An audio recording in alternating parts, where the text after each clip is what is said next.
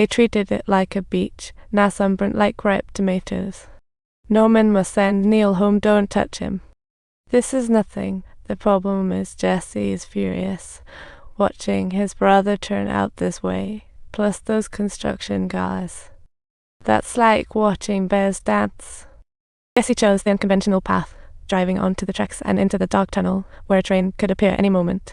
Emerging from the tunnel, he drove on a high bridge, finally laughing, avenging his brother like a superhero. At dusk, they arrive at Norman's house, and Norman straight up says, "You don't like my brother, do you?" "No, I don't like your brother, honestly." "You don't like my brother, get it? It's like a tongue twister."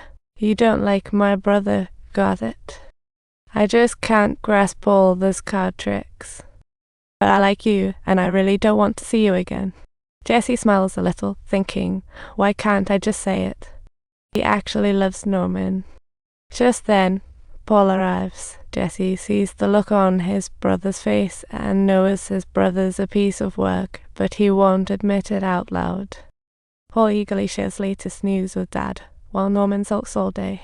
That day, he gets an invite to teach in Chicago. Family Pride is studying abroad again, and they happily see her off. Jess is dating Norman, hoping he'll help when he returns next year. Norman knows his brother has issues, and he can't help but shed tears, thinking, "I'm not crying, I promise." Seeing Jesse cry, Norman quickly shows his new toy the hiring letter. Jesse screams in excitement. "How do you feel?" "I feel like strawberry pie, what about you?" Exactly, time to break tradition, oh my gosh. Jesse is genuinely happy for him, but Norman's not ready to go anywhere. What he doesn't want to leave is not Montana, but the beautiful girl right in front of him. Then Norman heads to the bar, happy as if it's a fist. First, a depth charge, then tell my brother I fell for Jesse Bine. He just stands there, lost. The riverfish don't understand, but Norman insists on loving only Jesse. Right, thumbs up. Don't like her? Congratulations. Seeing his brother happy, the younger brother wants to treat him. He takes Norman to the casino, hoping to borrow luck. Paul orders a drink for him, then enters the gift shop.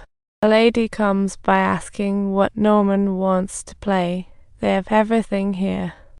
Paul's drink arrives, and he's wearing a mysterious look. But once outside, his face falls. He tosses the keys to his brother and decides he isn't coming back.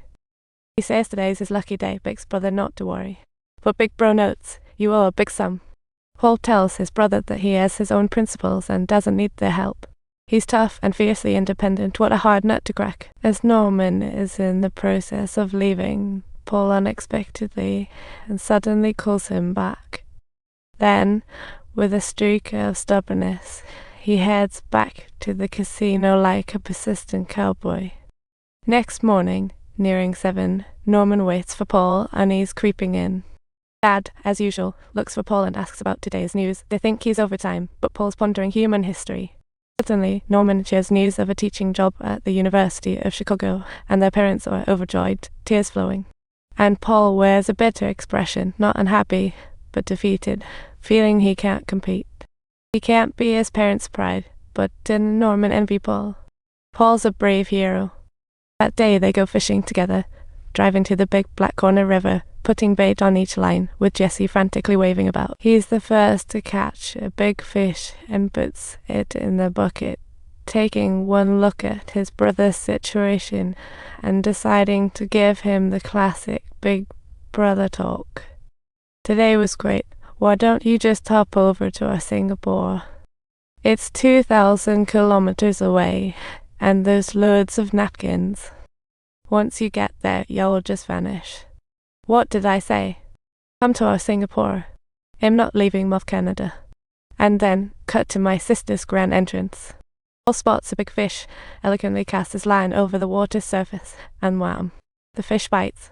He starts wrestling with it as Dad and his brother sweat bullets on the sidelines. It's the biggest fish Paul ever caught. Dad reluctantly admits Paul's a master angler. This is a true gift from above. Paul finally realizes his childhood dream of being a professional angler, and Norman captures this beautiful moment. This guy isn't just by the Big Black River, he's sailing through the earth, free as art. This moment won't last forever. The day Norman and Jesse are headed to Chicago, Norman gets a call from Paul is dead. His body was dumped in an alley with one hand nearly severed.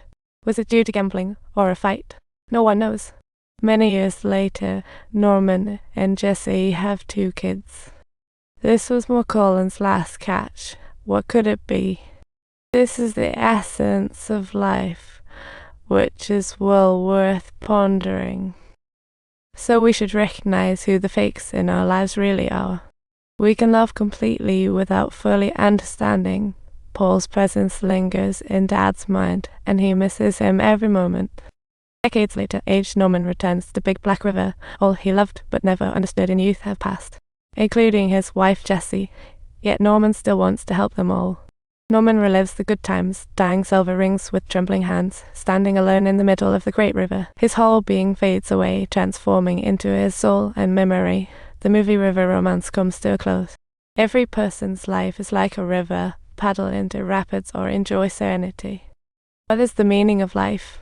Answers vary, but we all have a Paul within.